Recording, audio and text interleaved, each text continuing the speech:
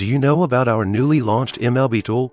It is a pro tool for MLB, supporting adding keys for Audi, Porsche, Volkswagen, Lamborghini, Bentley, and other MLB vehicle models. In the last video, we showed you how to use MLB Tool plus Key Tool Plus. Today, we'll continue using the Audi A4L as an example to walk you through the entire process of using MLB Tool plus VVDI2. So without further ado, let's dive in and unlock the secrets of MLB Tool. Ready? Let's roll! Connect MLB Tool to the computer. Put the key on the identification area of MLB Tool, then enter the MLB software for operation. Note that the original car key has already been connected to the MLB cable. If they are not connected, the original car key needs to be placed on the identification area, and you need to identify the key. Refer to the diagram to complete the connection. Collect key data. Select the method for collecting data as needed. This process does not require onboard collection, and the calculation will be automatically performed after the collection is completed.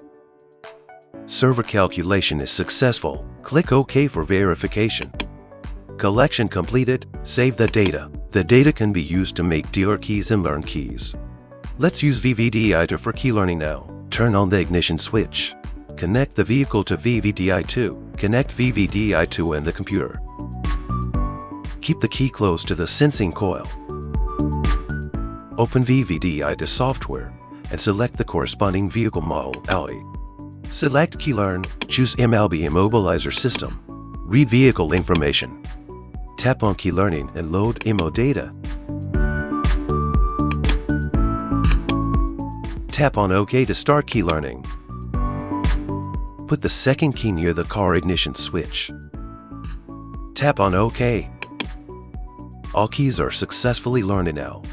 Test the key. The smart function of the key is working as expected.